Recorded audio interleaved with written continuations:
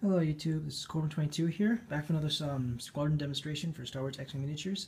Tonight I go into more in depth about my Invisible Wrath build, which consists of two TIE fighters piloted by Obsidian Squadron Pilots, a TIE Interceptor piloted by Fel's Wrath, and then of course we have a TIE Phantom piloted by Echo. And this is kind of a divide and conquer build. How it works is the TIE Fighter and the TIE Interceptors are going to stay together, obviously. They're going to be in a group, and they're going to be bearing down on their target, where the TIE Phantom is going to be kind of attacking from behind, like sneaking out of cloak, attacking, and then going right back into cloak before the enemy can even fire back.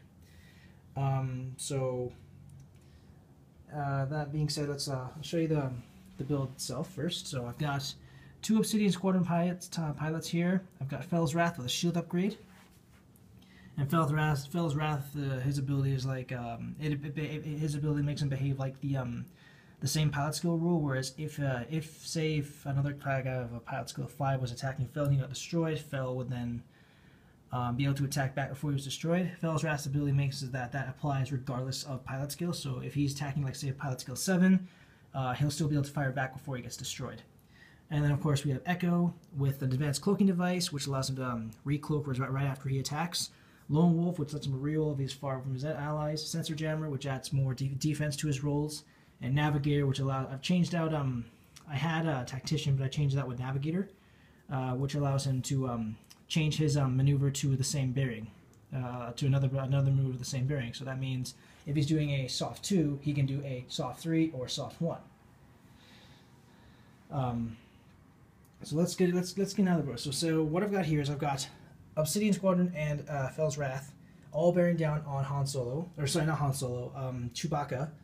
And for this, let's say Chewbacca has, just to be on the safe side, he has taken the Millennium Falcon title card and is issued an evade token, like so.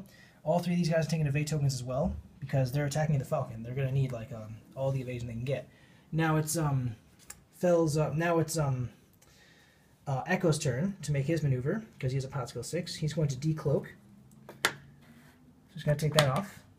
And of course, normally when you cloak, you have to use the straight ahead 2. With Echo, he allows him to do the bank 2 maneuver, bank 2 cloak. So he's going to come out there, like that. And then he's going to make his maneuver, which is going to be, say, it was revealed to be a soft 1 bank, or soft 2 bank. Now, he can increase the range of that with Tacticians. That means, rather than doing a soft 2 like he was originally going to do, he can perform a soft 3 like that. So again, same bearing but different speeds. For this one though, I'm going to issue him a straight ahead 4, because that's one of his speeds. And say his was initially a straight ahead 3. Okay, so he's going to go up there, and then his action is going to be a barrel roll. I think, yeah, he can take the barrel roll action. His action is going to be a barrel roll, like so. So now he's in a better position to attack, like so. Let's put that back there. And then he's going, since he has the highest pilot skill, he's going to be taking the first shot at the Falcon. So it's going to be a, I think that's a range 2 attack. Yeah, it would be more preferable if it was a range 3 attack or range 1 attack.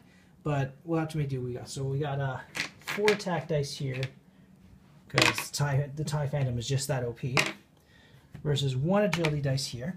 And of course the Falcon has an evade token, so he can spend that if he needs to. So I have 2 hits and a critical. I can re-roll this with Lone Wolf because I'm beyond range 2 of my allies. And that's another blank. So it'll be 2 hits and a critical. So regardless of what happens, the Falcon's going to take a hit. So he can spend his evade token, which he will. So he suffers 2 shields, because let's say he's at full health for this. However, now that Echo has attacked, his advanced cloaking device allows him to take a cloaking action. So just in case if Chewie decides to attack back, his agility value goes up to 4 rather than 2, so he has a better chance of evading enemy fire. On top of that, he has a sensor jammer, which allows him to change one of his attackers' hit results to a focuses, and they cannot change that result with rerolls. And then of course, after, say he were to go for him, that leaves the TIE fighters here that leaves him vulnerable to the TIE fighters, and the TIE fighters can then bear down on him, and ultimately either deal major damage or ultimately destroy him. So yeah, this build does rely on a little bit of teamwork. If the TIE fighters are destroyed, Echo will be really hard pressed to defend himself because he'll constantly have to be cloaked until you get into a better firing range. But if Echo dies, then of course your strategy changed from divide and conquer to a full-on assault with the TIE fighters and the TIE interceptor. Added with Fellow Wrath's ability to attack even after he's destroyed, will allow you to get that last glancing blow before he's taken off the field. But anyways, yeah, this is how my Invisible Wrath build kind of works. Let me know what you guys think in the comments below. Any constructive criticism is greatly appreciated. Thank you guys so much for watching. This is Corbin22 signing off.